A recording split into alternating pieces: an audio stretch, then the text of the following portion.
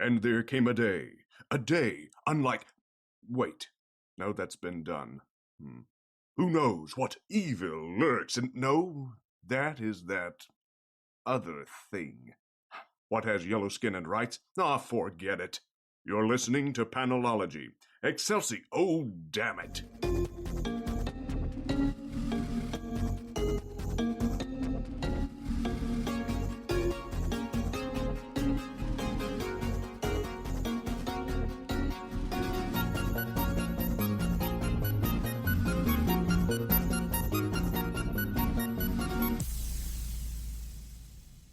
Welcome to episode 253 of Panelology. I'm Alex.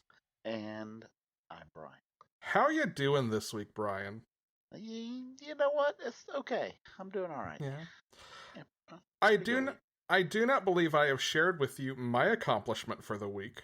Ooh, we have an accomplishment. I like that. I do. There was an approximately 90-second window on Wednesday during which Amazon had PlayStation 5s in stock.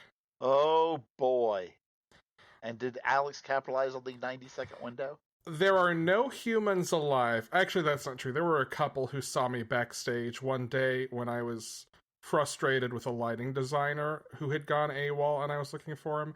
There are few humans alive who have ever seen me move with the speed with which I got from my kitchen, where I was getting more coffee when my watch buzzed at me with the Twitter notification from the account I followed to tell me when PlayStation 5s were in stock, up to my office.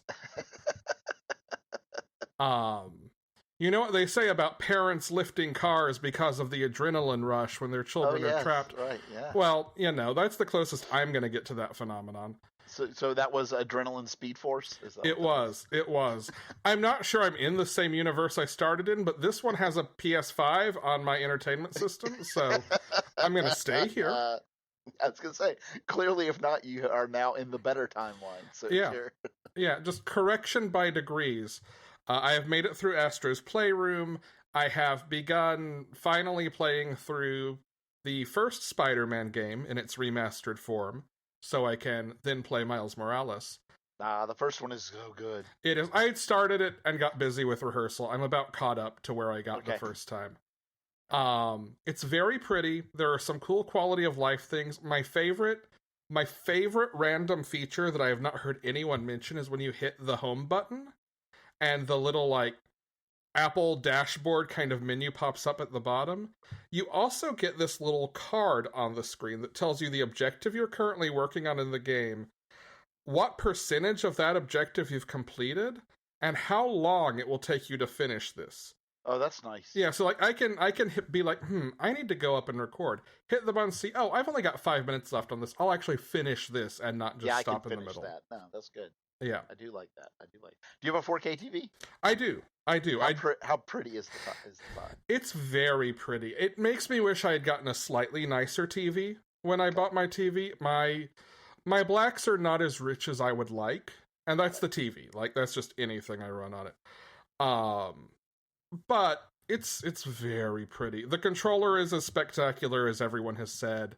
There are also some cool accessibility things that I haven't heard people talk about, like system level different filters for different kinds of color blindness. Oh, that is very cool. Yeah. Also things like text size, text boldness. There's chat transcription. You can actually have it transcribe chat and read it back to you. Lots of cool quality of life and accessibility things, in addition to being very, very pretty. Very nice. Yeah, I'll definitely get one, but I'm in no rush. I've got other games to play, and I was not in a rush, and then I saw the Final Fantasy VII Remake Interrograde footage right after finishing Final Fantasy VII Remake, and decided, no, I must get this before June. I thought it would take me longer than a week, but mission accomplished. There you go. Anyway, that is Panelology Video Game Corner. It's vaguely related because Spider-Man. On to comics. Let's do it. We are starting off this week with an advance review of Witchblood #1. This is an upcoming Vault series. We talked about it in previews. It is written by Matthew Ehrman, with art by Lisa Sturl, colors by Gab Contreras, letters by Jim Campbell, and design by Tim Daniel. I was not, I expected to enjoy this because Vault. If Vault, Sure. then good. Right. This is probably one of my favorite Vault number ones. We got our hands on the first 2 issues. The second issue is also fantastic, but this is goofier in certain ways than I expected it to be. Yeah, I will say, reading the first issue, you've got to be prepared to read the whole thing, because it's a little weird following in the beginning, because they're using a lot of things that are just she's just throwing them out like she expects you to know them, and it takes a little bit of time to kind of get into it, but it's definitely worth it. Yeah. I think the first issue kind of takes us to what the back cover, basically what the solicitation text tells us this will be. The book follows a witch, whose name I just totally blanked on. Save me, Yona. Brian. Thank you. Yeah. Who is riding her motorcycle through the desert with her pet raven or crow, black corvid bird, and ends up entangled with vampires who want to basically steal the power that drives all the witches' power for themselves. Yeah, they want to steal the power of the witch goddess. Yes, Esme. Yeah. And I think the thing that really sets this book out is just how kind of smarmy and charming all of the characters are. Yep. I mean, agreed. I will tell you, just not in any specific way, but just a little bit of the vibe of the book, reminding me a little bit of Kim and Kim. I can see that. There's also kind of an over-the-top Saturday morning cartoon kind of energy there. Yep. And that's, to be clear, this is in the art every bit as much as it is in the writing. Yes. And it is a crow. Boo. I guess it's Boo, B-H-U. Yeah. Is a crow. Okay. Yep. If this is not on your radar, you should definitely check it out. If you like witchy things, if you like goofy, fun books, if you want to see witches fight, I'm going to say dirtbag vampires, then you will definitely dig this book. And the Hex Hunter. I like the Hex Hunter, too. I want more of the Hex Hunter.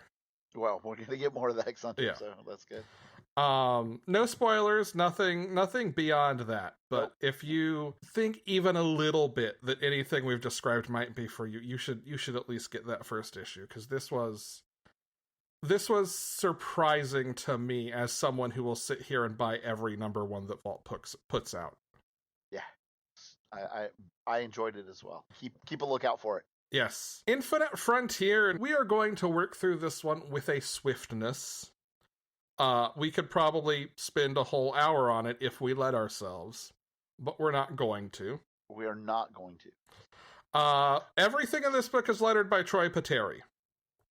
Just keep that in mind as we name all the other creative teams. Because there's a lot. There are so many. There is a framing story that focuses on Diana after having ascended at the end of Death Metal. This is written by Joshua Williamson with James Tynan IV and Scott Snyder. Its art is by John Timms, and its colors are by Alex Sinclair. And this really, truly is a framing device.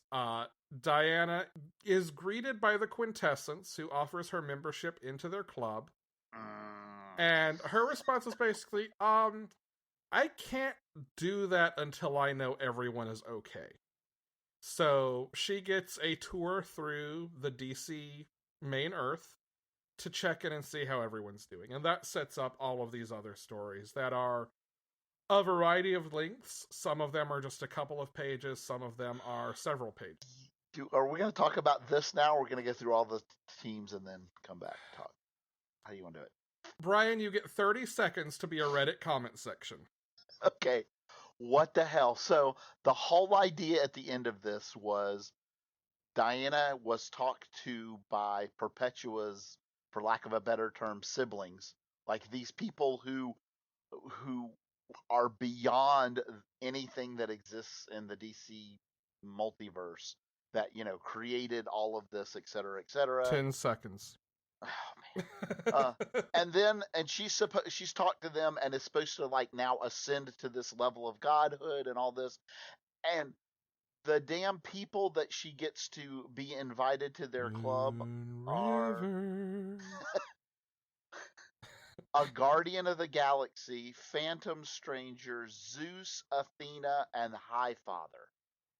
Let's say a Guardian of the Universe, because Guardian of the Galaxy implies Star-Lord is chilling up there. I did say Guardian of the Galaxy, did I? Oops, sorry. Yeah. Guardian of the Universe, yeah. Ganthet, specifically.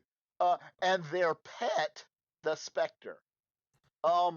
So, first of all, personally, I rank the power of Spectre above all of those other 5, so, like, why he's serving them, I'm not quite sure.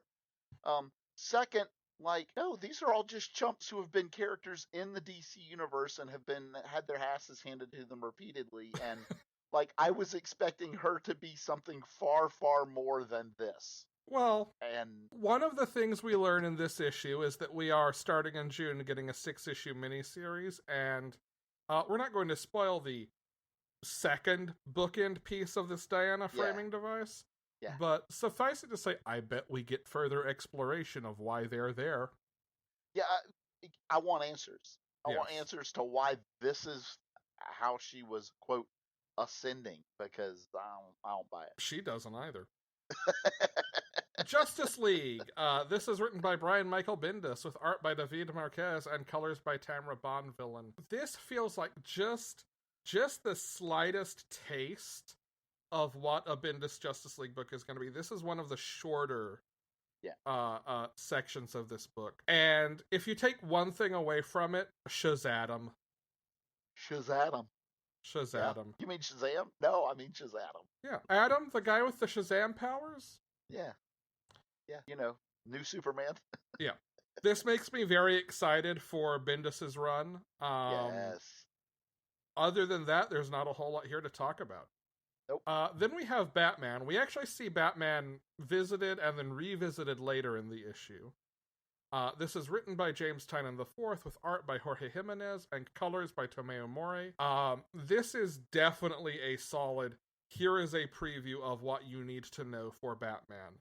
Yeah, because like they line up perfectly with what we're about to talk about after this. And also for Suicide Squad. Mm-hmm. And we'll actually come back to what's going on here when we get to those books. Wonder Woman, which is not about Diana. This is one of my favorites in this issue. This is written by Becky Cloonan and Michael W. Conrad, with art by Aletha Martinez and Mark Morales, and colors by Emilio Lopez. This is about Hippolyta and Nubia. The Amazons are trying to figure out who will take Diana's place.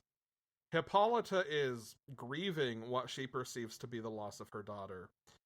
And we get this great Nubia moment where she's like, nah, fuck it. I'm either gonna do this thing or I'm gonna be turned into a statue. I might as well shoot my shot now. And she shoots her shot and gets a new job title that she did not expect. Correct. I love that twist in this. I do too. Absolutely. It's so good. Also, I really hope Hippolyta tells her where she hid that thing that was maybe in the box, was supposed to be in the box. Right, yeah. Before she takes her sabbatical, because that's not something you just want to accidentally find, right? Nope. Yeah, no, you don't want to go looking through the cupboards and accidentally open that one. No. What's under this cloche on top of the refrigerator? This is why they don't let me write comics. But yes, this gives us our why will Hippolyta be in the Justice League and our what's up with Nubia. Yep. Wonder Girl, I mean, just hands down, still spectacular. Oh, agreed.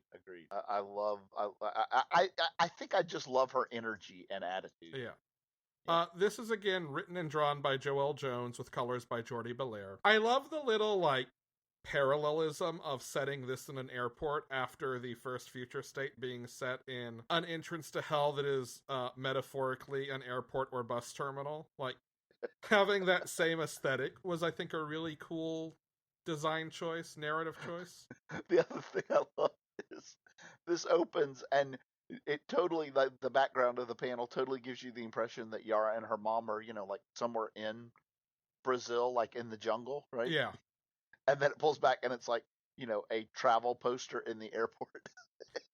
The sense of humor that everything with Yara Flor that Joel Jones has done so far has had is just give me comics that have a sense of humor. That is what I keep saying today. I do like it. And if you listened to our May solicitations episode that dropped last Friday, Jen and I talk about the Wonder Girl series that starts that month. Yeah. Moving on, we have Green Lantern, Alan Scott. Another, okay, just about everything in here is solid. This is one that I've seen getting a lot of, happy outreach, happy outcry on the internet. Oh, yeah. This is written by James Tynan, with art and colors by Stephen Byrne. And this is one of those, this is kind of solving an issue that you kind of have to solve now that everything is canon again. Mm-hmm. In the New 52, Alan Scott was an out gay man. Mm-hmm. Before that, when he had children, he was not. Correct. And this issue resolves that by giving us the scene where he comes out to his children. Yes. And Obsidian in this issue is just beautiful. Yep. And given what we know from the Future State Swamp Thing, I'm wondering if they're going to bring these two characters back into something. I don't think they would be here if they weren't going to be in something. I think they are probably two of the characters who still, of all the characters who disappeared in the New 52 and had a lot of fan outcry, Obsidian and Jade are probably the two biggest names who still had not been accounted for. Yeah, I love both of them. I've loved both of them back since Infinity Inc. So. Yeah. Teen Titans Academy. This is written by Tim Sheridan with art by Rafa Sandoval and Jordi Tarragona and colors by Alejandro Sanchez. This is the first class taking the ferry over to Titan's Island. Yep. So is our mystery stowaway? Is that Red X? I get the vibe that that's Red X, but then I'm also pretty sure it sets up him switching his backpack with someone else. So maybe we're already getting a telephone game with that mask or costume or whatever. Could be. It definitely feels like he's set up to be Red X because he's given a mysterious package and we never see his face. Yeah. The other one I like is that one of the kids who's showing up there, right? Has the 80s New Teen Titans #1 comic book. Yes. It's like a nice. I'm ready for the first issue of this to be in my hands. Yeah. Superman, written by Philip Kennedy Johnson, art by Jamal Igle, colors by Hi-Fi. Tell me what's going on here, Brian. This is Spectre questioning Superboy. So back in Bendis's Superman run, there was this issue raised that Jonathan Kent would be a massively huge danger at some point in the future. Yeah. Apparently that is not yet resolved, because Spectre is very much doubting that Jonathan Kent can be Superman and that something needs to be done about him. But Diana has courage, and sure enough, he does things differently than Clark might have, but he definitely shows that he's still Superman. Yeah. I like it. And this is something we've talked about a lot in Future State, but this idea of setting up Clark and Jonathan almost as foils to each other to explore what it means to be Superman.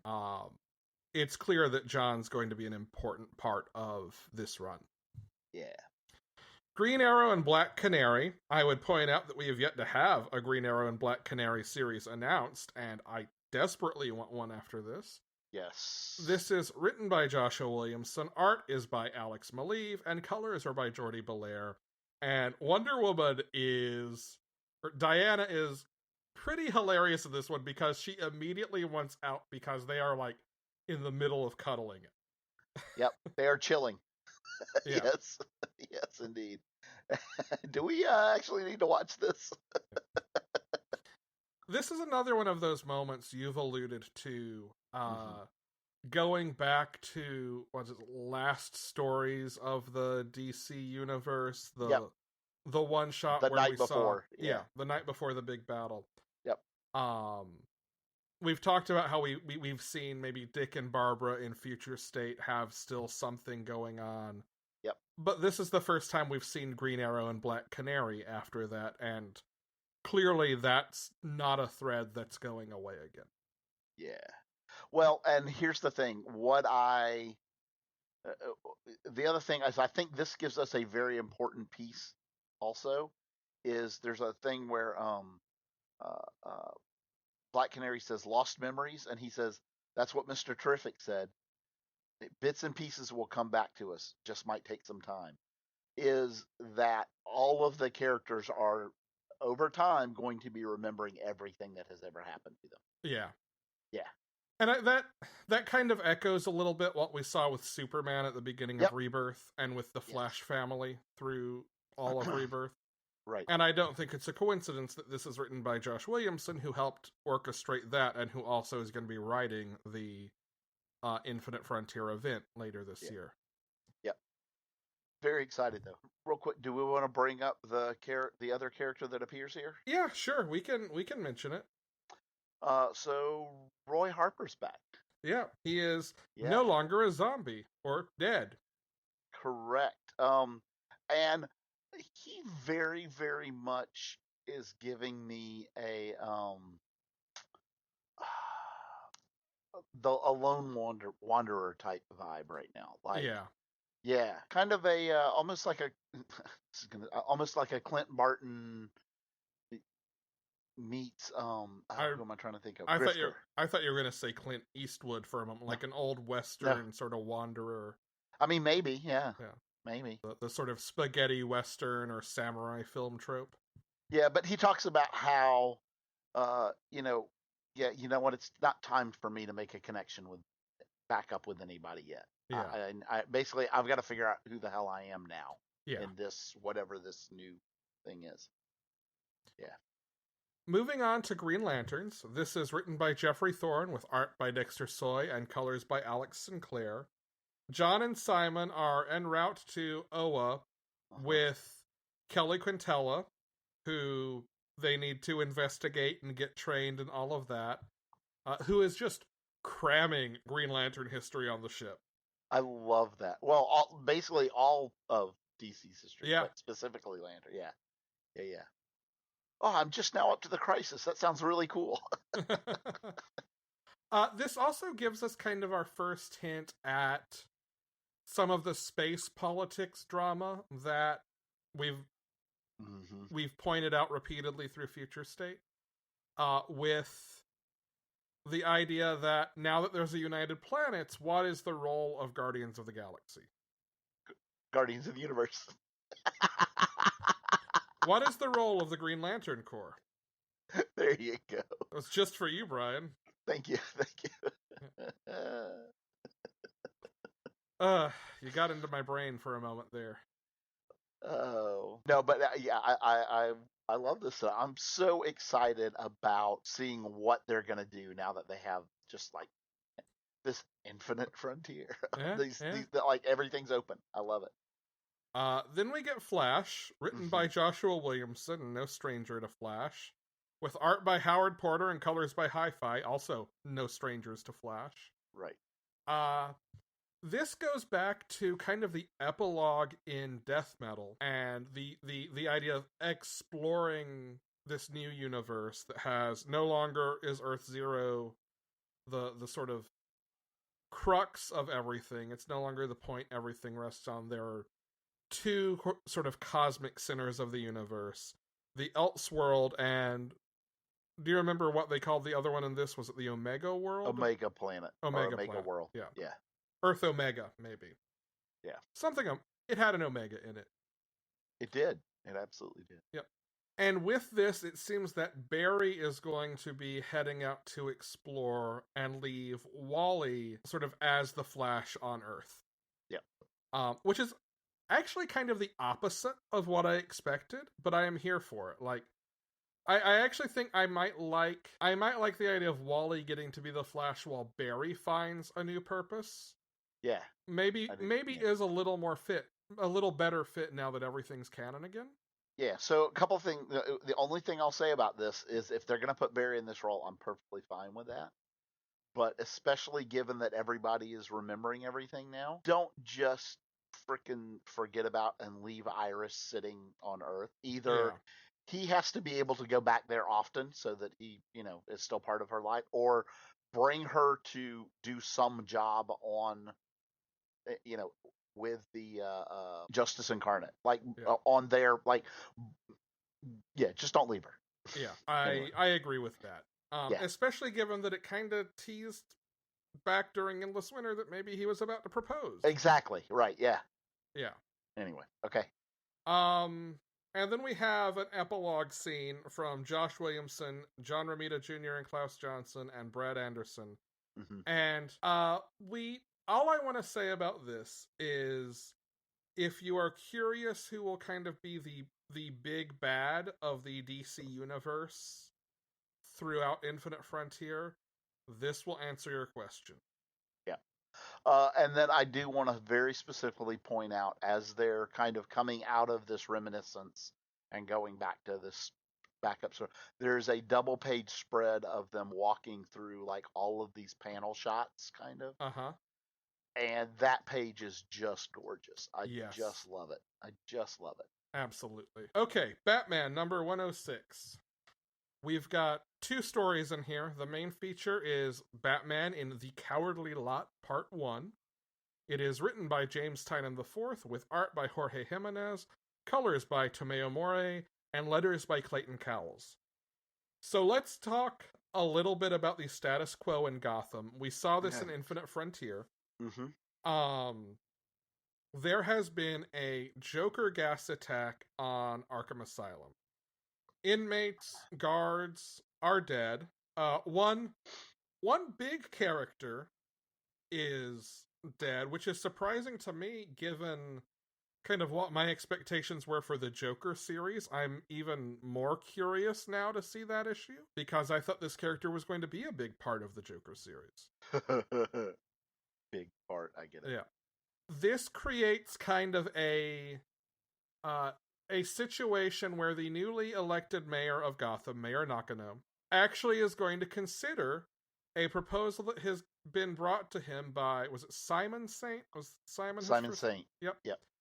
And I don't know, I don't know where this could possibly go, to put in a new sort of military force in Gotham to handle mask crime and to make all mask activity illegal. It would be called the Magistrate. Does that ring any bells, Brian? I don't know. I read something about it, but I don't remember what it was. Obviously, this is giving us the setup to what we saw in Future State. Well, and I'll tell you what I think is, very clever. Those pieces are kind of obvious and expected. Yeah. So but the part of this, so this is called, the Cowardly Lot, and it's essentially at its heart, it's a Scarecrow story. Yes. Which, first and foremost, let's talk about Jorge Jimenez's redesign of Scarecrow. The new aesthetic. Oh, this is everything I want in a Scarecrow design. I think the hard part of doing Scarecrow is he needs just on sight to be kind of terrifying. It's like Scarecrow Wicker Man, kind of. It's to me as a kid, he was terrifying on Batman the Animated Series. But then you see the way they make him monstrous in Batman Begins, in the Arkham Asylum video games, Arkham Asylum in particular, those are all places where I think he's really terrifying on the page, and this does that to me. Yeah. He is clearly in on what has gone down at Arkham. Arkham, yeah. Well, I think he orchestrated. I think not only did he orchestrate it, but as we see in Infinite Frontier, he's working with Saint. He's working to make. He's part of a bigger conspiracy. Yeah. Well, and I think specifically because they're all like, "Wow, the Joker's attacking right now again after just having done this," and the answer is, of course, no. But another Joker attack right now would terrify people. So yeah, there you go.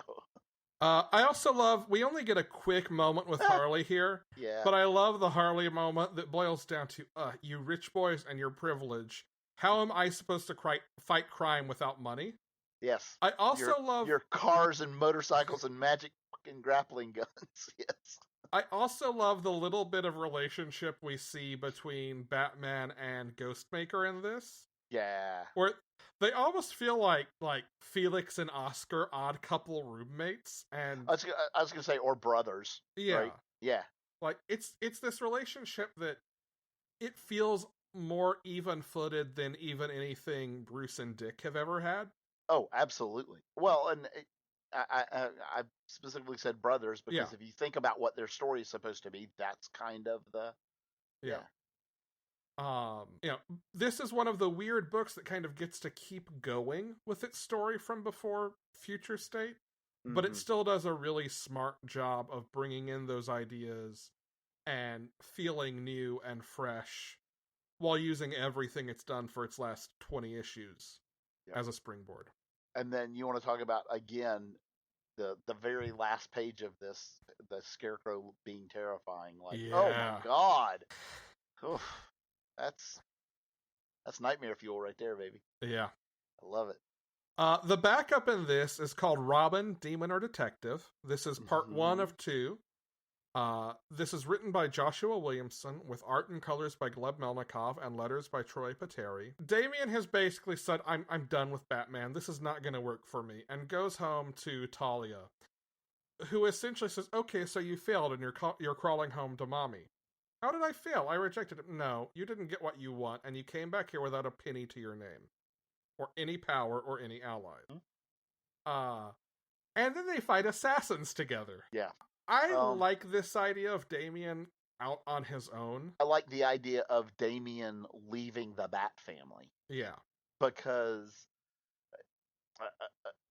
again and again, his ideas that he tried to bring to it just kind of weren't accepted. Yeah. And that, And to be clear, I love Damian as a character. I want more Damian. I'm glad we're going to have a Damian series coming out of this. I know a lot of writers, Scott Snyder, for instance, has talked at length about this, struggle to know how to write Damian. Yeah. And I think having a Robin that young with that relationship to Bruce, yeah, you need to let him go off and become more of a character in his own right, I think, to push much further. Yeah. Well, and there's two things. One is obviously, he lost the Teen Titans, right? Yeah. Right.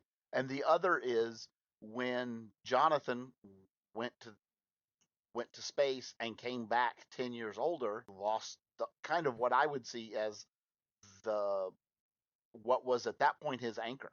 Yeah. I mean, that's what was keeping him, for lack of a better word, keeping some of his impulses under control. Yeah. Right. And I think losing that relationship is probably a big piece of this. I think you're probably right about that. The next book up is Crime Syndicate #1. The main feature here is called The New Deal Part 1, Strange Visitor. This is written by Andy Schmidt with pencils by Kieran McCown, inks by Dexter Vines, colors by Steve Oliff, and letters by Rob Lee. So one of the things, I don't know if it was in an issue somewhere, in an interview somewhere, Josh Williamson or someone on Twitter, but one of the things that is a product of death metal is that while it is true that Earth Zero now has everything in continuity, there are other Earths where history has basically just been reset, tabula rasa. And I think that Earth 3 must be one of those Earths. I think that's necessary because how often whenever Crime Syndicate or Earth 3 came up did we go, I thought they were dead in the course of the last couple of years, Brian. Yep. Yeah, exactly. This issue feels like it's giving us sort of an introduction to what this new status quo is. Ultraman is Ultraman gonna Ultraman. He is terrorizing Metropolis. And I love that there are people in this who are just like, no, Clark, fuck off. You're not going to kill me or my staff. I love that of all people, it's Cat Grant. It's Cat Grant.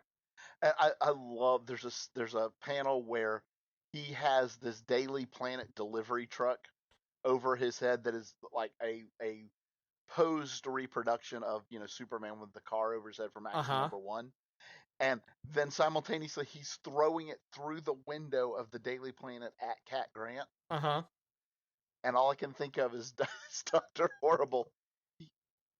He threw a car at my head.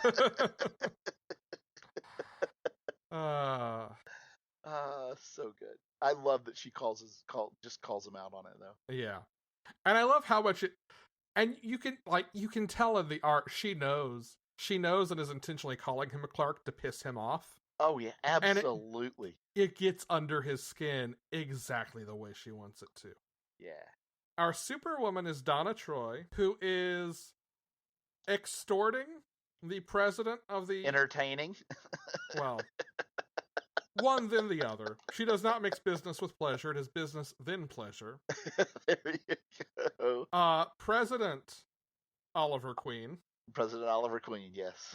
And that is when the Secret Service walks in and ruins everyone's day, right up until the huge earthquake.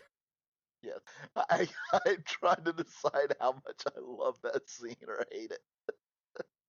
Right? Like, it's definitely both. It's definitely... It is. It absolutely is. Like, it's definitely there to push some buttons, but it's so well done. And then I have to know, what does Oliver's safe word?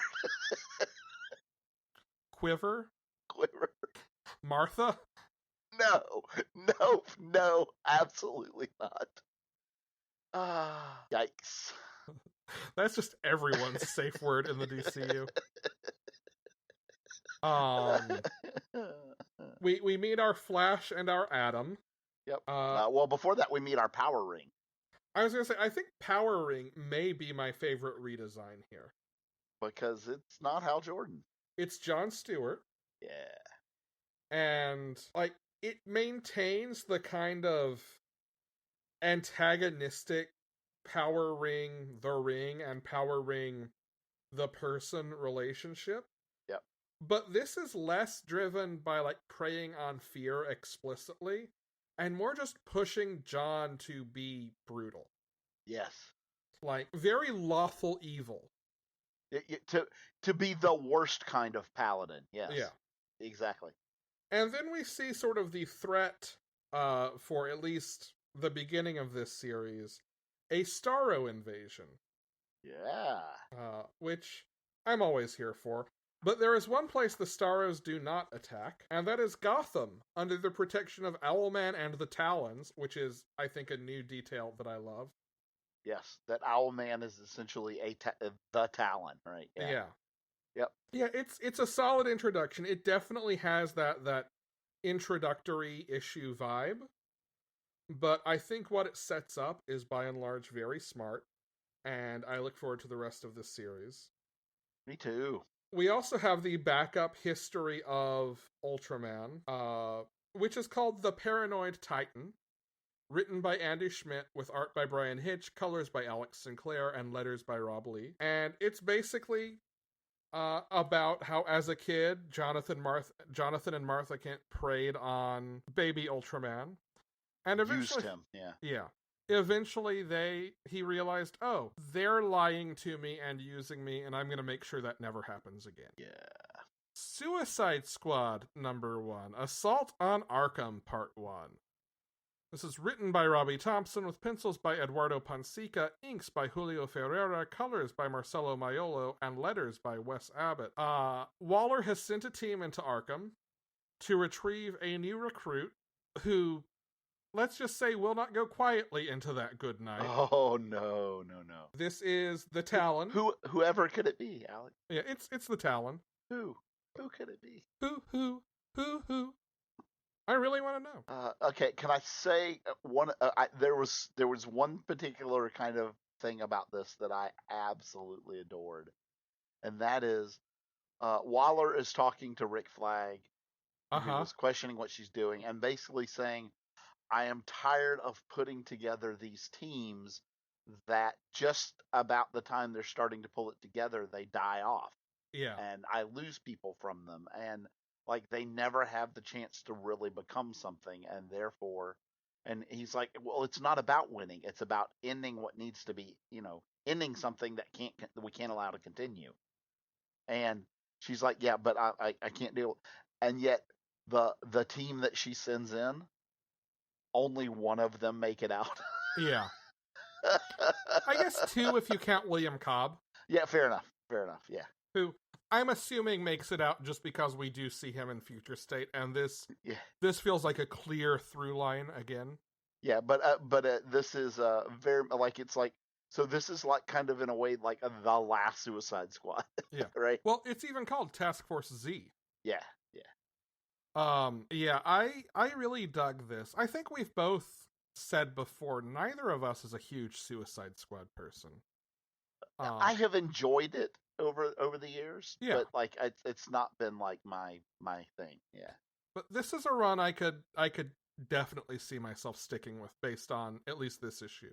I do got some questions about how she got a certain someone though that she is got chained up. I'm gonna say very carefully. Clearly. I'm sure we will get that explanation probably sooner rather than later. Yeah, I liked it though. I did like this. Yeah, and the art in here, like this is a solid art team too. Indeed. Now we move on to the Swamp Thing, number 1 of 10, Becoming Part 1. This is written by Rom V. Art is by Mike Perkins. Colors are by Mike Spicer, and letters are by Aditya Bidikar. I feel like Rom V set a very high bar for his Swamp Thing run with Future State, and this is even better than I imagined. This, I will be honest, this does not look or read like a DC book. This looks or read like an independent comic. I think that's very true. It also reminded me, and I think for some general reasons, and I think for one very specific reason, it reminded me of the TV show Fringe, which I love. Oh yeah, I can see that. I actually messaged with Tim a little bit about it too, and he picked up on that same vibe. I think that's a couple of things. One, you get any kind of like weird science horror, and that's gonna tickle my brain a little bit on that Fringe train. But also anytime there's like the depiction of some sort of weird biological monster going out of control on an airplane, that feels like peak Fringe to me. Yeah. This is about a man named Levi Kame, who is on his way back to the U.S. from India. We learn over the course of the issue that he had gone there for work, to sort of represent his company trying to acquire a piece of land. But also to repair his relationship with his father. Yeah. It does not seem that either of those things has gone well. Certainly not from the nightmares he has about turning into a big, green, viney monster. Correct. The sort of thing you might see in a swamp. This is framed by some local authorities investigating murders out in the desert. And the deputy insists to the sheriff that it's this legendary creature that lives out in the desert and has been out there for 150 years. And the sheriff does not believe this. The Pale Wanderer. The Pale Wanderer. Which, lo and behold, it may just be. I think the thing that really pushes this into that kind of what you said, creator-owned, independent vibe. Yep. Is one, how character focused it is. Yeah. Two, how much the sort of superpower piece of it is almost reframed as a horror trope, right? It's reframed as this monster in the shadows. Yeah, this very much reads like maybe like a Redlands story or something like that. Yeah. But the other thing I think is just the narrative structure of it. We have a lot of story moments that are not told linearly. We have certain moments that are visited as dreams or nightmares. Mm-hmm. And we have a question of how much of those things are really happening. Yeah, we have an unreliable narrator. Yeah. Yeah. How much of those things maybe are happening, but are happening on another plane of reality?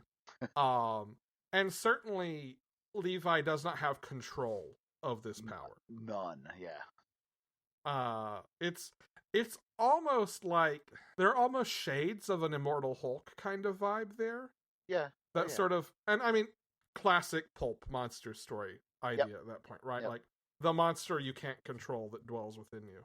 Exactly. This was incredible. Yeah, this is real good.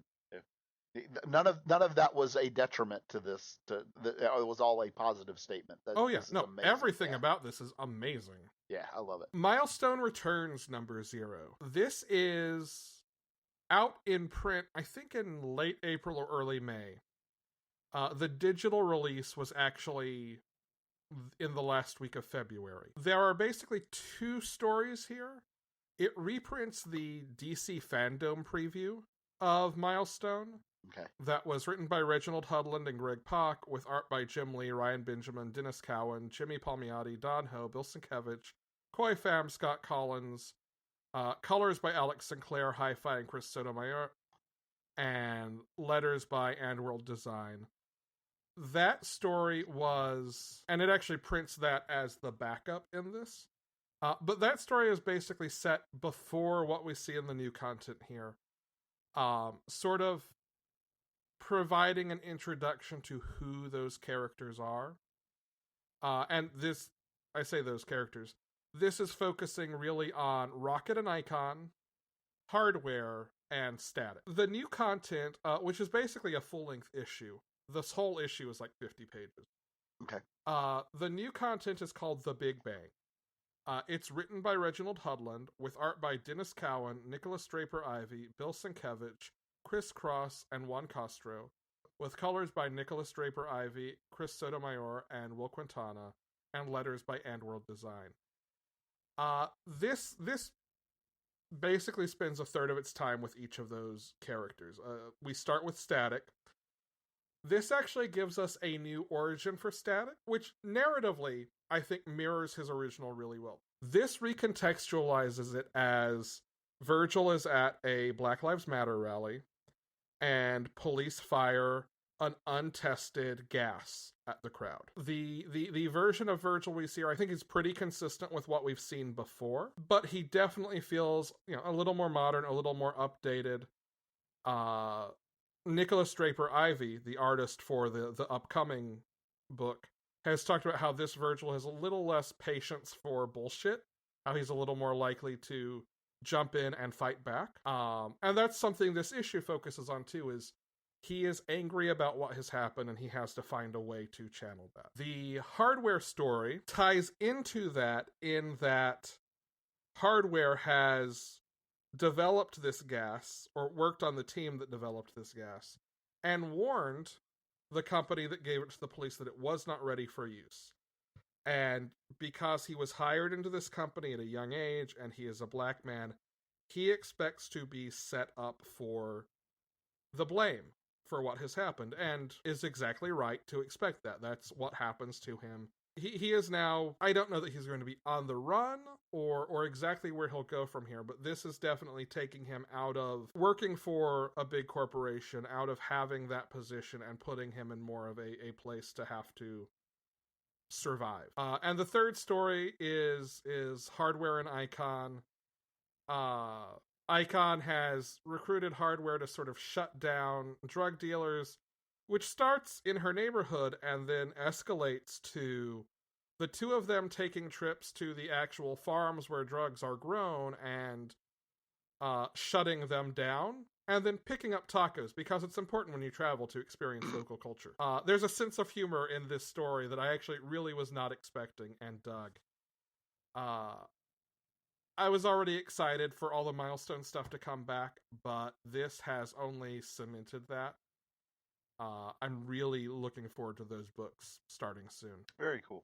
Brian. Yes, sir. Tell me about Nocterra #1. All right. So, this is a new book by Scott Snyder. Art is Tony Daniel. Colorist is Tomeo Mori. Tomeo Mori, and the letter is and World Design. Yep. This is the book that we talked about where they call it the Great PM, where essentially all the light in the entire world goes out, and everything is darkness. They find out that the sun is still there, but for whatever reason, it is not coming through. So, like, they don't see stars or anything like that. It's just something is covering the world. Yeah. We have no idea what that is. We meet our main character, and I really, really like this detail. Her name is Val, and she is adopted, and she was born with cataracts, so she couldn't see from when she was born. Yeah. She lived the first 5 years of her life. Right, without being able to see. Yeah. She could mostly be able to see, right? She could see a little bit right when she focused on something, but as soon as she let her eye rest, then the fingers crept in and covered the world. The orphanage where she was at didn't have the money to pay for it. Well, she was brought to the United States and adopted by this family and given surgery to remove the cataract. Yeah. And she talks about how, she basically woke up and could see everything that day, and how it always appeared very fragile to her. And there's this big thing, which is, we all know this is very true from real world disasters, which is, the question is, oh, where were you, or what were you doing when X happened, right? Yeah. So the question is, what were you doing when P? And her answer is, everybody else is in this, what they were doing, and she said, but I was at the point where I woke up and could see for the first time. Like, when it went dark, it put me there, because when that happened, and I thought of how fragile this world, being able to see was, I always felt like at some point, I was always terrified at some point the darkness would come back. Yeah. I was like, oh, damn, that's brutal. Yeah, and so this is Scott Snyder doing what he normally does, which is not meant to criticize. This is the way he finds a beat on a story. Is he kind of asks the question, what am I afraid of? Yeah. I think we've talked before about how I feel like at a certain level, everything Scott Snyder writes is a kind of horror. Yeah, because that's self horror. Yeah, that's his angle in. It is. This one's a little different. This came out of one of his sons starting to feel just like really existential terror at the dark, and that reminding him how when he was a kid he was terrified of it too, which is something he had not thought about in decades. Yeah, and that's sort of where that idea comes from. That sort of, he was afraid of it, now his son is afraid of it again. Almost cyclical thing. Yep. Or inevitability. But Val has grown up now, and she basically she's a ferryman, which means that she drives an 18-wheeler through the darkness from outpost to outpost. And outposts are anywhere where basically they can keep light. Yeah. Yeah. I want to say Val's last name is Riggs, which is a detail I love because her name is Val Riggs, and she drives a big rig. Yeah. Yes. Yeah. Yep. And her adopted brother is Emery. Yes, or M for short. M. Yep. And so we start off with her. She has this 18-wheeler full of passengers that she is bringing into this outpost.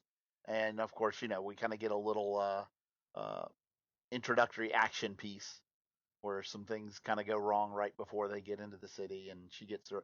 Can I stop and say that, like, the character, the faces in this are absolutely amazing. Yeah, the artwork in this. And I've said this before. I think I actually have the uncolored version of this. Do you?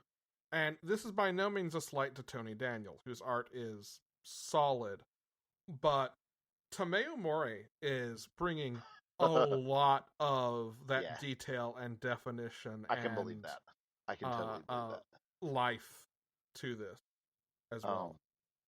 But yeah, so we kind of get, we get a little bit through her conversations with some people about what the rules of this world are, right? Where if anybody stays out in the dark for more than a certain amount of time, they start changing. Mm-hmm. And if they're out for too long, obviously they will turn into these horrible creatures. And then we get, we find out how those rules affect her. Yeah. Because, Chekhov's gun, right? You don't put the rules out there if they're not important. And then at the end, essentially what happens is we get her taking this job to carry this kind of old man and his granddaughter to what is a rumored refuge. So, somewhere, somewhere there is actual sunlight. Yeah. Allegedly. There is, anytime you have these post-apocalyptic type things, right? There's always there's rumors that rich people have created these private sanctuaries against this, and like nobody, they're only half believed, or there's City of Gold type stories, right? Well, so she ends up in kind of a desperate situation where she agrees to take this old man and his granddaughter to one of these sanctuaries that he says exists. And it very much, there were, like, at the end of this, with this carrying these two, there was very much a high level vibe. That was a comic that came out, I guess about a year or so ago now. It had a little bit of that to it. This, I've got to transport these two people and keep them safe through this dangerous territory.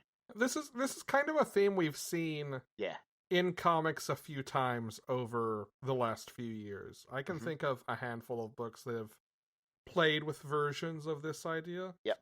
I don't think that is at all to the detriment of this book. This feels fresh, and there are a couple of details we haven't talked about. The reason Val takes the job is because in any zombie book or vampire book, you have the person who's starting to turn.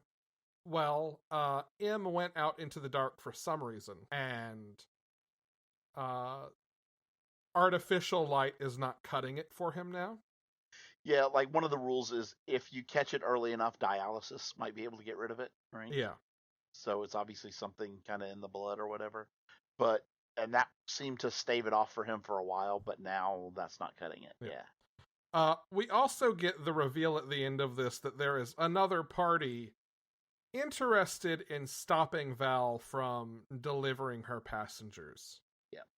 And I don't want to say why, but that hook is like a great last page reveal. Oh yeah. I love this story premise. I love the characters very much. I really like the characters, and it looks very, very promising. I agree. America Chavez, made in the USA, #1. This is written by Kalinda Vasquez, with art by Carlos Gomez, colors by Jesus Albertov, and letters by Travis Lanham. Kalinda Vasquez was actually in the news a couple of days ago. If you are not familiar with her by name, she is a writer and producer on Star Trek Discovery, who it was announced on this past Friday, as we're recording, would be writing one of the next Star Trek movies. Oh, very cool. Yeah. Speculation, just based on, I don't know if this was in the statement or just because of details in it, is that it would not be in the Kelvin timeline, but would be in the timeline of Discovery. Okay. Yeah. I'm also not a Star Trek person, so I have absolutely no qualms with it, just is not a fandom I've ever explored. So if I get that wrong, I'm sorry. I don't actually know what I'm talking about. I'm just parodying it. Anyway, parroting it, not parodying it. Understood. Anyway, this is about America Chavez fighting giant moles with Kate Bishop. Yeah, they got a mole problem. They do. Yeah. This is obviously about more than that. There is someone narrating this who is clearly writing to or villain monologuing on their own at America, who is seeking revenge for something. In the course of this, whoever this person is sort of draws America's family adopted family back in New York into danger to draw her out. And at the same time, America's powers are being unpredictable. Yep. Which is not something that she wants to address. We see both Kate and Ramon try to talk to her about it, and she is not having it. And then she rushes off to New York to save her family. I really dug this. Yeah, and it's her family on this earth. The family that adopted her when she fell through. Yes. And came here. Yeah. I have no clue where this will go. Yeah, this is an interesting one because I'm not sure where this is going either. I don't know. I truly don't know if America. I guess America Chavez has had one other, either ongoing or miniseries. She's usually in team books though. So beyond the, she is from a utopian paradise beat, I actually don't know a whole lot about personal history, backstory outside of those team books. Also, we've got an MCU America TV show coming up, so like I am definitely here for this miniseries and curious about what sort of new character detail, context, all of that they'll be building out for her ahead of that. Yeah. Demon Days, X-Men. Gets my vote for probably most beautiful book this week. Just, and I don't like not best artwork, just prettiest. It is very pretty. The script and art are by Peach Momoko. The English language adaptation is by Zach Davison, and letters are by Ariana Marr. And this is billed as a number 1. This is actually the first of, I think we said 5 one-shots that tell an overarching story. This one focuses on Sai, who is a Psylocke analog. Mm-hmm. A sort of wandering fighter. Like think Kung Fu from, the old David Carradine Kung Fu story. The Wanderer who just goes and has different adventures on each episode. She passes through this town with her dog, and what is her dog's name? Logan. Yes. And this town has 2 problems. 1, Oni keep eating the food. 2, Orochi, or as they call it, Venom, has taken up residence and will not leave until they give it enough sacrifices. Yeah. The town's sort of erstwhile defender is a young girl named, was it Suki? It is, Suki, yes. Who chases off the Oni as it is raiding the garden, and then wants to go fight Orochi, which she cannot do on her own. They need the help of Juju, who makes fireworks, wears a yellow coat, and is fantastic. It is amazing. Yes. Who basically tells them, "Oh yeah, that's cool. I can help with your snake problem, but also you need the Oni on your side." Yeah. So it's very much a story about, and this is drawing from both traditional and then, I don't know if you read the back matter. I did. There's some information in the back that Zach Davison wrote about different myths and more contemporary, like think early to mid 20th century stories. Yeah. That whole range of time that this book is drawing on. But it's very much about sort of traditional ideas of Oni and yokai and finding that balance between these nature spirits, these spirits of the world, and inhabiting the world as people and not chasing the Oni out of their land, not overreaching, not doing all those things.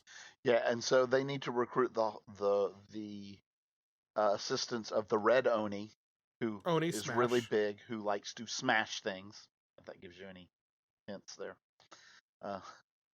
Yes, very, very much. This is just it's just beautiful. The story is beautiful. The art is. I think this is the first interior full book that Peach Momoko has done. It's certainly the first one I have seen. Me as well, and it is again, just beautiful. Yeah. So pretty. I appreciate that they have the context in the back too, because I do too.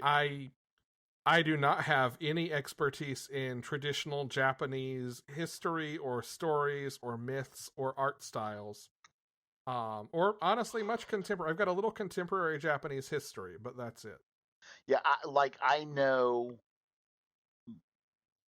like what a toddler would know from reading, from having a couple of stories read to them. Like I knew what oni were, that kind of thing. But and kami, but like didn't know nearly enough. I can give you the history of the fall of the Tokugawa shogunate and the Meiji Restoration, as well as the concepts of extraterritoriality.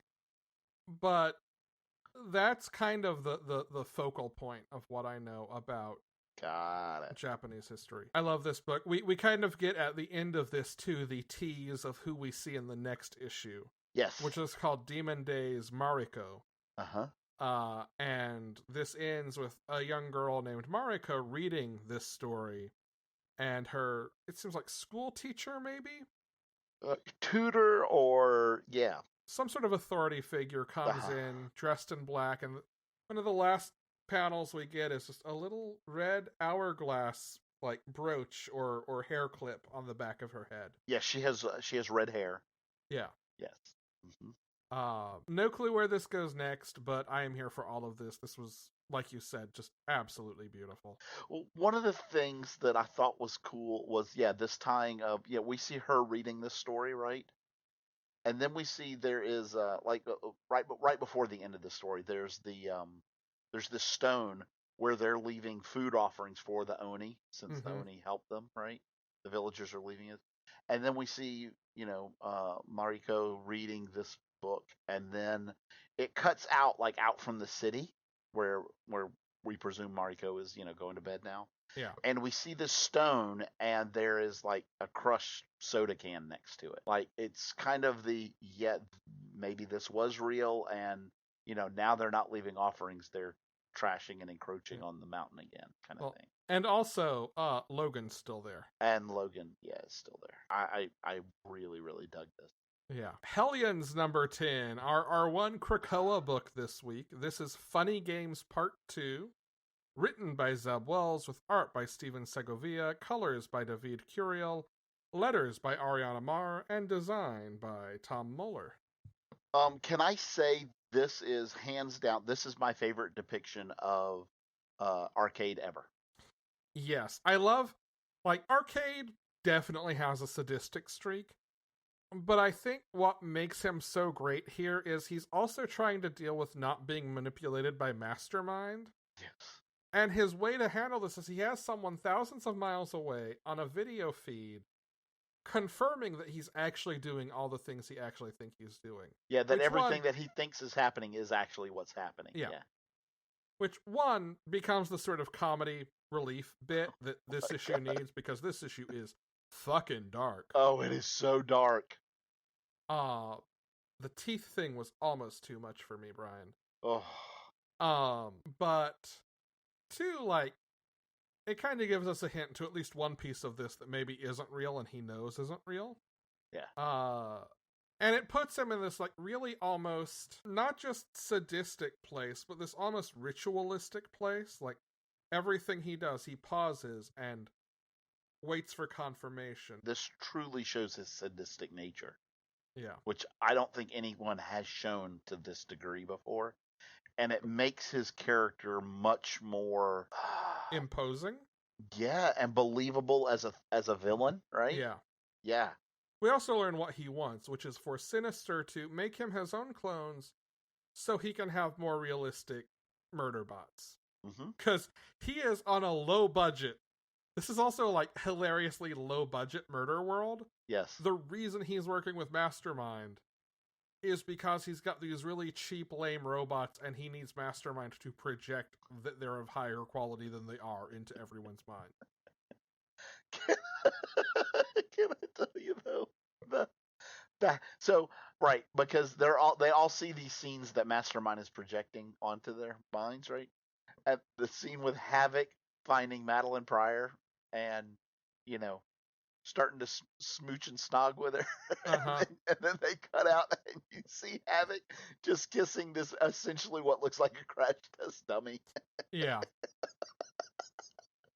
Also, once again, Psylocke just heartbreaking in this book. Oh my god, no joke, man. Like, I think Psylocke and Ronnie need to start some kind of support group with each other. Yeah. Because clearly this is a problem on Krakoa. Yeah.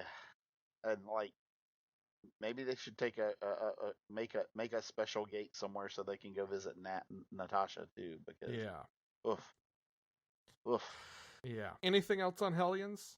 No, other than just it is also terrifying. It is. Oh my word. Then a quick King in Black roundup. First up, we have a Captain America one-shot, a story called Blackened Blue. This is written by Danny Lore, with art by Mirko Kolak, Stefano Landino, and Roger Antonio, and Nico Leon. Colors by Eric Arciniega, and letters by Joe Caramagna. This is set after the heroes who had been nullified have been freed from Null's control.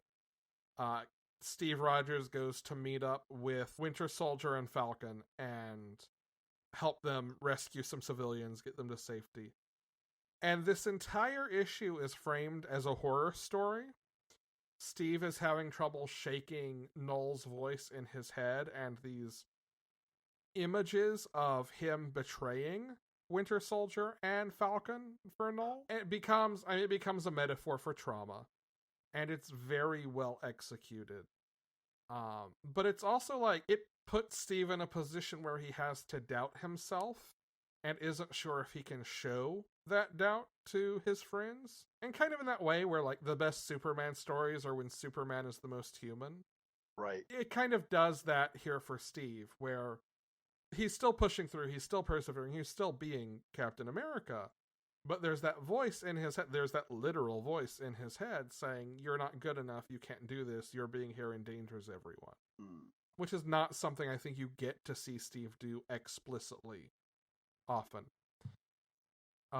We then have Gwynnum vs. Carnage #3. This was written by Shannon Maguire, with art by Flaviano, colors by Rico Rinzi, and letters by Ariana Marr. This is the last Gwynnum vs. Carnage issue. Gwen is doing her best to save MJ from the Carnage symbiote that Null has put on her. In a good way. This really, really makes me want to see what comes next for Gwen and MJ. We have kind of an end of this story, but not a true resolution to the tensions that make MJ susceptible to Null's control, to a Carnage symbiote's control. One of the things that this issue focuses on is the way her suit works. Is it almost kind of like Phoenix, right? It feels the same emotions and amplifies them. And we don't really get to, what's that? How much does MJ really feel like Gwen is a narcissist? Like Gwen puts herself first? Like Gwen wants all this power for herself and doesn't want any of her friends to succeed? How much of that is real?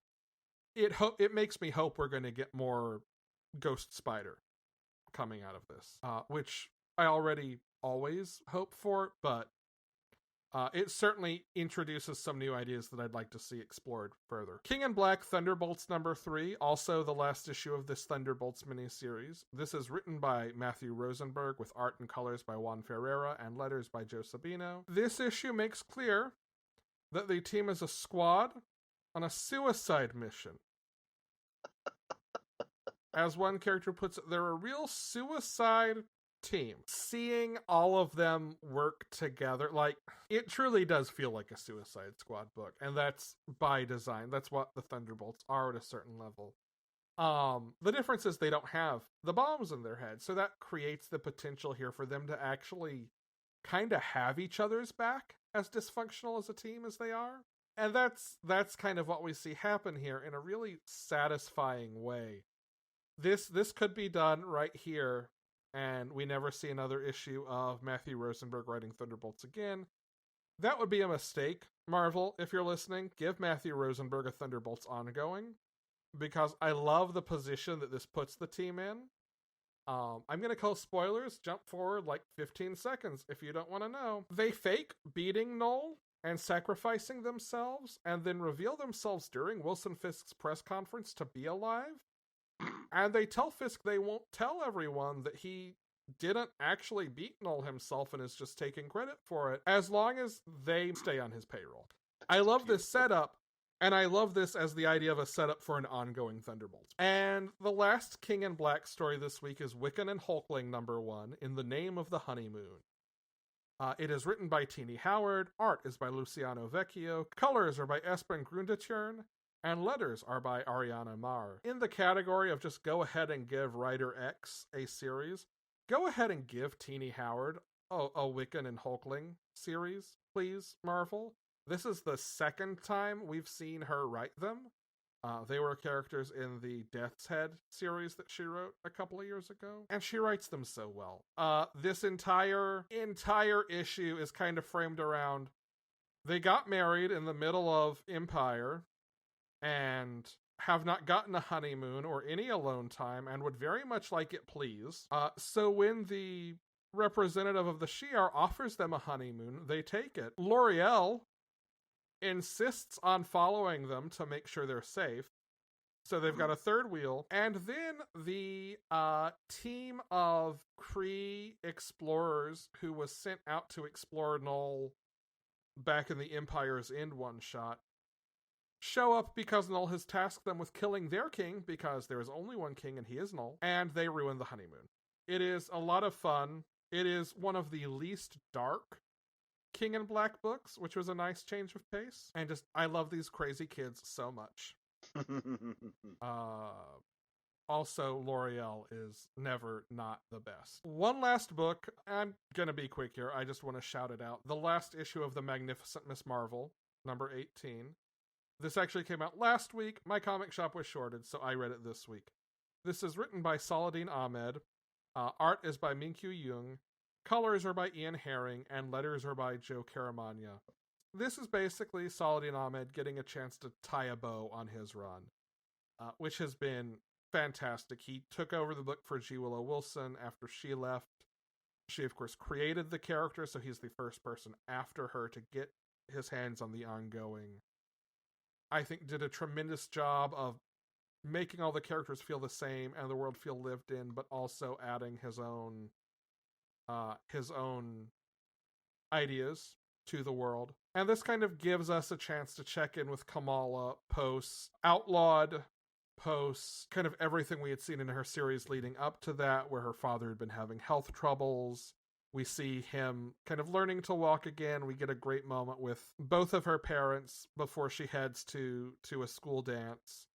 And her father laments that he may never walk, let alone dance again. And her mother comes in, like, kind of dances with him there. It's just really sweet, really, like, a realistic kind of family moment, right? Yeah. We check in with all of her friends at school and kind of codify that thesis from this, which is she is fighting for the people she loves. She is able to fight because of their support and their friendship and all of that. Like, it sounds a little hokey, but Saladin Ahmed writes it, not me, and there's a reason for that. He's good at making these things sound good. And the art is great. This art team has, I think, been consistent across at least most of the run, and just continues to knock it out of the park. I am going to miss it. Okay, is it still good? The Dreaming, Waking Hours, number 8. This is part 1 of The Fairy King. Ruin and Heather After and Jophiel go into the realm of the fairy to make good on Heather After's promise to restore the king of the fairies to his throne, and are, let's say, immediately in over their head and seduced by the magic of the fairy folk. The Next Batman, Second Son, Chapter 2. Jace returns home and has to deal with basically everyone in his family despising him. Wow. Yeah. Avengers number 43, Enter the Phoenix part 4. Our sort of round robin of Phoenix combatants makes it down to the, let's say, semifinals, to set up who our final match will be, as Thor takes the news that Phoenix gave him last issue very personally with very good reason. Okay. Runaways, number 34. Wolverine and Pixie realize that maybe they jumped to some conclusions about Molly being in trouble and team up with the Runaways to find the mutant who actually called for help. Resonant, number 8. If you enjoy books featuring good dogs, this one has a heckin' good doggo. After the shipwreck at the end of the last issue, Pax is saved from drowning by a puppy, and the two of them find a tower that seems to be outside of the reach of the waves of anger that spike and take over everyone caught up in them. It's probably too good to be true. Tell me about Fear Case number 2, Brian. We're down to a couple of weeks left for our agents on this case, and they track down. They get within striking distance. One of the agents actually sees the case at some point, so they are closing in and getting very, very close, as one of them is probably losing more and more touch with reality. And Power Pack number 4. If what they do is choose really bad mentors that turn out to be supervillains who steal their powers, and then make up for it by finding the best mentor, then Power Pack is the best they are at what they do. Kind of went all the way around the forest to get to the tree. I did. But, I did. Well done, nevertheless. Thank you. And finally, this week's books. We have 4 more Infinite Frontier entries. Mm-hmm. The first up is Batman Legends number 1. The first story in it is Red Hood and Batman in Cheer, part 1 of 6. Written by Chip Zdarsky, art by Eddie Barrows, Eber Ferreira, and Marcus Toe. Colors by Adriano Lucas, and letters by Becca Carey. And Chip writing a Batman book, a story I just can't wait for. And while that in and of itself would be reason enough to read this book, here are the other 3 stories. Ugh. Harley Quinn and Poison Ivy and New Roots. This is written by Stephanie Phillips with art by Laura Braga, colors by Yvonne Placencia, and letters by Darren Bennett. Yes. And I would say if you're planning on reading the Harley Quinn ongoing, you need to read this book. I believe at some point they've said this is going to lead straight into what's going on in it. Yeah. The third story here is The Outsiders in The Caretaker, part 1 of 3. This is written by Brandon Thomas, art is by Max Dunbar, colors are by Luis Guerrero, and letters are by Steve Wands. I loved the Future State Outsiders stuff, and definitely am excited for this. Me too. And finally, one we know I'm excited for, Grifter in The Long Con, part 1 of 5. Written by Matthew Rosenberg, art by Brian Benjamin, colors by Antonio Fabella, and letters by Saida Timofonte. Yeah. That brings us to The Joker number 1. I've mentioned that I have some questions now about this. The main Joker feature here is written by James Tynan IV, with art by Guillaume March, colors by Arif Prianto, and letters by Tom Napolitano. And then the backup story that I'm excited for, which is Punchline. Yeah, who's giving us that one, Brian? That's James Tynan and Sam Johns writing. Mirka Andolfo doing the art.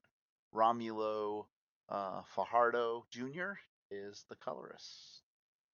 Then we have Superman number 29.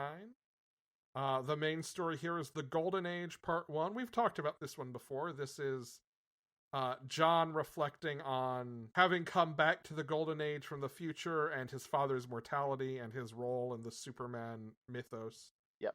It is written by Philip Kennedy Johnson, with pencils by Phil Hester, inks by Eric Gopster, colors by Hi-Fi, and letters by Dave Sharp. We're also going to have backups in the Superman books with a Tales of Metropolis branding on them. Yeah. This first one is about Jimmy Olsen seeking out Bibbo Babowski. It's written by Sean Lewis, and art is by Sami Basri. For some of these backups, we don't have full creative team names available to us yet. Right. And finally, Wonder Woman number 770, Afterworlds, Part 1. Written by Michael W. Conrad and Becky Cloonan. Art by Travis Moore. Colors by Tamra Bonvillain. And letters by Pat Brousseau. Yeah, and that's all of our DC Infinite Frontiers stuff. Yep. Then, Brian, tell me about Nottingham. This is by a small press company called Mad Cave. And this is the writer on this is David Hazan. Art is Shane Connery-Volk and Luca Romano.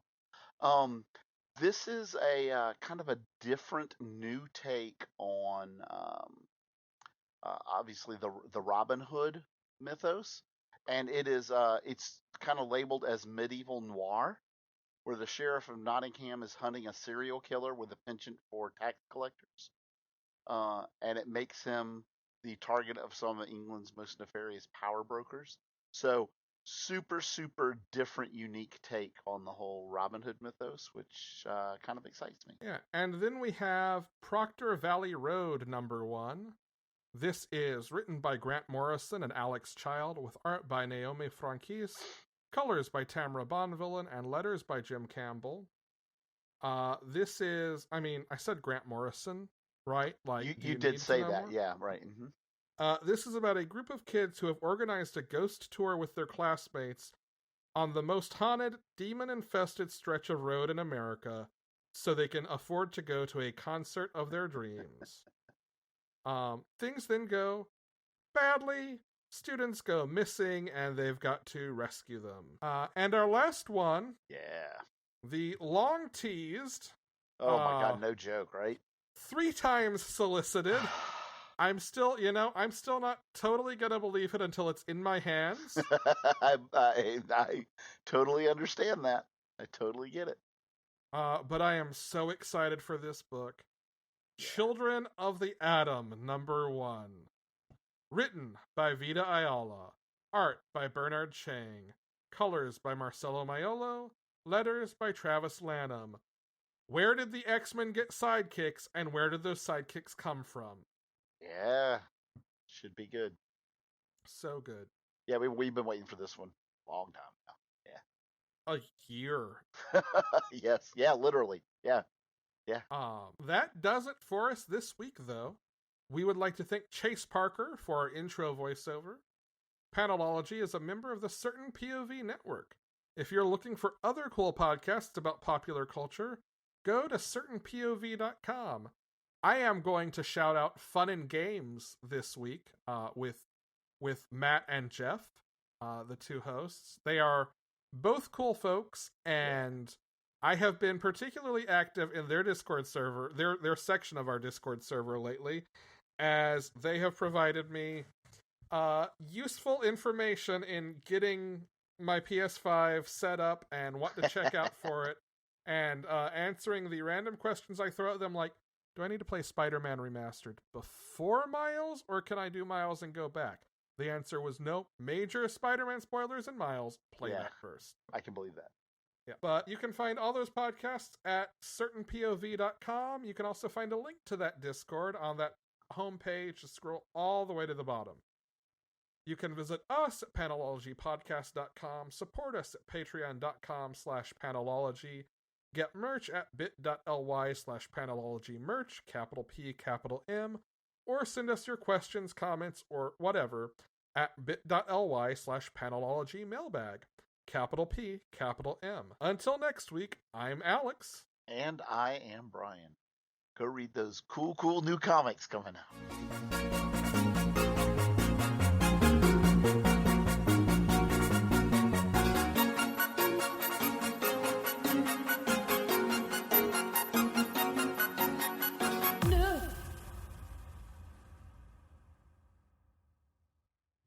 CPOV. CertainPOV.com. Video games are a unique medium. They can tell stories, immerse us in strange, fantastic worlds, blur the very boundaries of our reality. But at the end of the day, video games are fun, whatever fun is to you. I'm Jeff Moonen. And I am Matt, a.k.a. Stormageddon. And on Fun and Games, we talk about the history, trends, and community of video games. It's a celebration of all the games we play and all the fun we find within them. And there's so many more games out there, so we hope you'll share in that conversation with us. Fun and Games podcast with Matt and Jeff. Find us on certainpov.com or wherever you get your podcasts. And happy gaming.